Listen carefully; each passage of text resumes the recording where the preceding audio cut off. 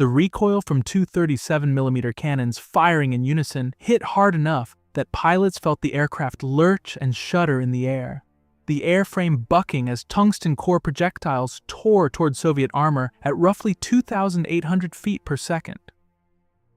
By early 1943, the Ju-87G-1 was entering combat over the Eastern Front, just as the Luftwaffe's grip on the skies was slipping away. Germany faced the same crisis that had bloodied the Red Army 2 years earlier: how to stop massed tank formations when air superiority had evaporated and conventional bombs missed more often than they hit. The answer arrived not as innovation, but imitation, a mirror response to the Soviet Il-2 Sturmovik that had terrorized German panzers since Barbarossa. Like the Sturmovik it echoed, the Ju-87G tried to turn a slow, heavy aircraft into a flying anti-tank gun, but without the Il-2's armor, and with even worse speed. The Ju-87G emerged from desperation and retrofit logic. Engineers mounted Bordkanon BK-3,7 cannons beneath the wings of obsolete D-series dive bombers, transforming screaming terror weapons into low-altitude tank hunters. Each 37mm cannon hung from two wing-mounted supports balanced at the front hangar, fed by 12-round magazines assembled from 6-round clips that attached end to end. Recoil-operated mechanisms fired from closed bolts, triggered by pneumatic sear levers controlled through electric solenoids powered by compressed air bottles recharged via quick brake connections on the ground. If you're interested in how wars are actually decided by logistics, math, weapons, and doctrine, subscribe now, turn on notifications, and stay tuned for more in-depth World War II analysis. Let's continue. Winter operations on the Eastern Front demanded additional modifications. Some installations used gasoline-fired heaters in the streamlined cannon housings to keep the mechanisms from freezing, with controls mounted on the wings so the system ran automatically in flight. Without this heat, lubricants froze and firing mechanisms jammed at altitude. The D-series cockpit provided the structural foundation, aerodynamically refined over earlier models, reinforced for high-speed dives, armored against ground fire that intensified as pilots descended toward treetop level. The conversion sacrificed everything the Stuka had preserved. Normal loaded weight jumped from 5,842 kilograms to operational masses approaching 6,600 kilograms in theater conditions. Hauptmann Hans-Ulrich Rudel of STG-2 observed the cannons made the Ju-87's maneuverability disadvantageously reduced with landing speed increased considerably, but concluded armament potency was a prime consideration over flying performance. Speed dropped on the order of 30 km per hour with cannon pods attached, leaving the aircraft struggling to exceed the mid-300s at low altitude. Payload capacity shrank. Agility vanished. What remained was brutal simplicity. Tungsten core APCR ammunition capable of penetrating T-34 top and rear armor at specific approach angles, delivered by pilots who flew alternating from wingtip to wingtip just above treetop height, leveling wings for 1.5 seconds to fire before climbing away. Rudel's squadron operated where desperation met obsolescence, where dive bombers became cannon platforms hunting Soviet armor across the scorched steppe. The ammunition defined the weapon. Each tungsten steel core round represented a precious allotment from a shrinking strategic reserve, rationed across the entire theater. Germany's tungsten supplies dwindled throughout the war, forcing ordnance officers to substitute standard high-explosive and conventional armor-piercing rounds for the tank-killing penetrators that made the system viable. Tungsten core ammunition could punch through the top and rear plating of Soviet medium tanks when striking at precise angles, but only when available. Standard rounds bounced harmlessly off sloped armor. Loading proceeded in a ritualized sequence. Ground crew attached 6-round clips to one another, forming the 12-round capacity that fed each gun. The clips slid into magazines mounted beneath the streamlined housings. Mechanical choreography repeated at both wing stations. Muzzle velocity reached maximum only with proper ammunition, the tungsten cores accelerating through rifled barrels at speeds that generated punishing recoil forces. The cannon itself operated as a recoil-driven mechanism. Each shot cycled the action automatically, feeding the next round from the clip assembly positioned above the breech. Balanced, determined placement, front mounting points carried the weapon's forward weight distribution, preventing excessive stress on wing structures already strained by the added mass. Rear hangers provided stability during firing sequences, absorbing recoil impulses that would otherwise tear through aluminum spars. Cold presented mechanical failure. At altitude, cylinder oil thickened to sludge, springs lost elasticity, and pneumatic systems froze solid. Heating elements positioned at the front of each streamlined casing deflected warmth across gun bodies and recoil cylinders alike. Temperature regulation kept mechanisms operational without pilot intervention. The heating system burned aviation gasoline, adding fire risk to already vulnerable external pods. Firing demanded coordination between electrical and pneumatic systems. Compressed air bottles stored pressure for actuating sear mechanisms, rechargeable through quick disconnect fittings serviced between sorties. Electric solenoids translated trigger pressure into pneumatic release, a two-stage system designed for reliability under combat stress. Pods reduced maximum speed by measurable margins. Pilots sacrificed agility for hitting power, trading maneuverability against firepower in calculated exchange.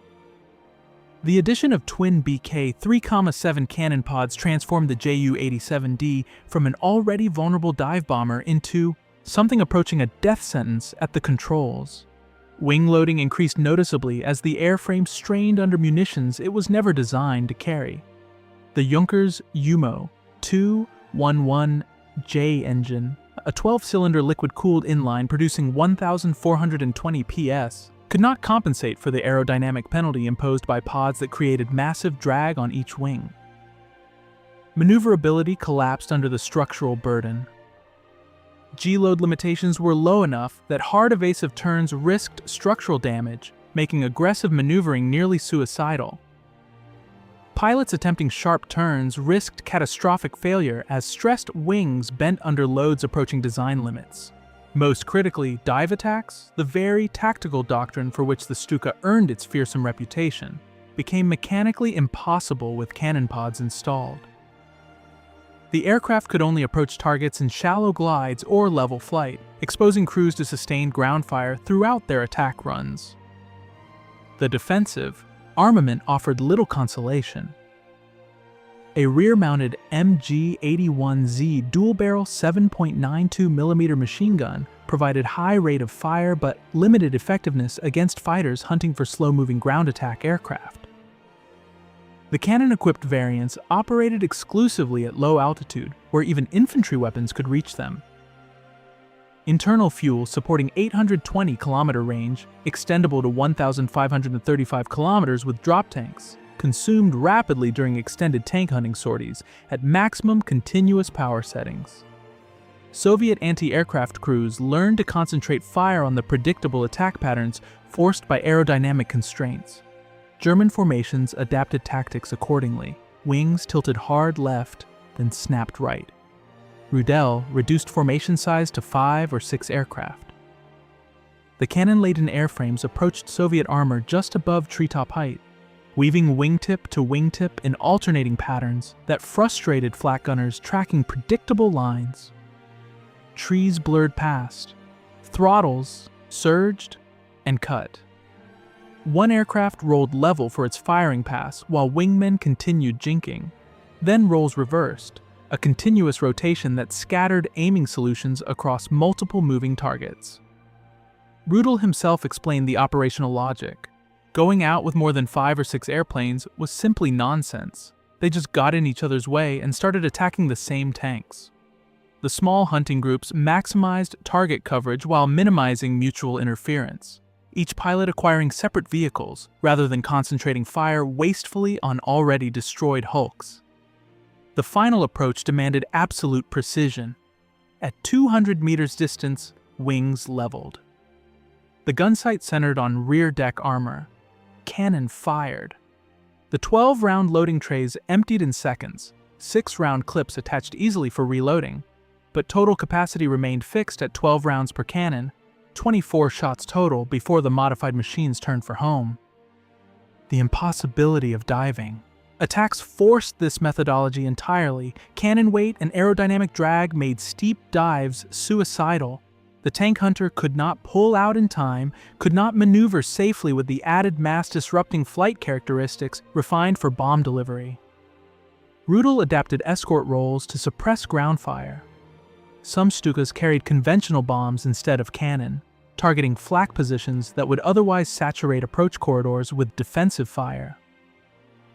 This tactical evolution recognized that the hunting groups needed protection not just from fighters, but from the very ground forces they attacked. Identification challenges complicated every sortie. Rudel fired on friendly tanks once or twice, and once struck a turret rather than a deck, watching as a helmet popped out that turned out to be German. Speed remained insufficient for quick escape after a pass. The operational reality kept attacks pinned at low altitude only, where the modified aircraft crawled through hostile airspace, with no margin for error. The visual confirmation problem persisted despite improved recognition training. Hans-Ulrich Rudel's post-war memoirs claimed 519 Soviet tanks destroyed, a figure echoed in propaganda ministry records and celebrated across German military publications. The number itself, precisely tabulated, officially endorsed, stood as the Third Reich's most audacious aerial victory assertion. Yet this claim collapsed under historical scrutiny for reasons both material and methodological. Each Ju-87G-1 sortie carried exactly 24 rounds of 37mm ammunition. Basic arithmetic exposed the first problem. 519 kills demanded extraordinary accuracy across countless sorties. A statistical near impossibility given combat conditions at 200 meters firing distance for experienced pilots, 400 meters for novices. The heavier constraint arrived from tungsten shortages that plagued German war production after 1943, forcing pilots to substitute ineffective standard rounds when armor-piercing ammunition vanished from supply depots.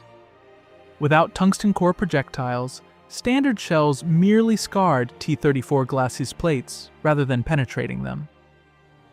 Soviet archival records, open to researchers decades after the war, did not support losses on the scale claimed for Rudel individually in the sectors where he operated. The discrepancy between announced victories and documented Soviet armor casualties remained vast. Overclaiming was systemic across all air forces during the war, not unique to the Luftwaffe or to Rudel, but the scale of inflation in this case stood out even by wartime standards. Friendly fire incidents further complicated kill verification, as German ground forces reported multiple instances of Stukas striking their own panzers during chaotic engagements, where identification at low altitude proved nearly impossible through gunsmoke and dust. The Ju-87G-1 airframe itself, measuring about 11.5 meters in length with a 13.8 meter wingspan, grew slower and more unwieldy after cannon installation. Rudel acknowledged the aircraft's limitations plainly. It was no longer possible to go into a dive with a cannon-carrying Ju-87 because the strain on the wings was too great. Maintenance cycles lengthened as cannon stress fractured wing mounting structures. Production constraints on ammunition clips, complicated by tungsten scarcity, meant even available aircraft often sat grounded for lack of effective ordnance. The mathematical, material, and archival evidence converged toward a single conclusion. The 519 tank claim was very likely inflated, existing primarily as propaganda rather than verifiable combat documentation. The crisis that drove Germany to imitate Soviet ground attack doctrine had produced not a war-winning weapon, but a desperation measure, a slower, more vulnerable platform that asked pilots to sacrifice survival for diminishing tactical returns as tungsten supplies vanished and Soviet defenses adapted. In the end, the Kanonenvogel symbolized the Luftwaffe's late war reality, ever more specialized weapons strapped to airframes that could no longer survive in a sky the Germans no longer controlled. If you enjoyed this story, hit subscribe for more World War II historical deep dives every week. Thanks for watching.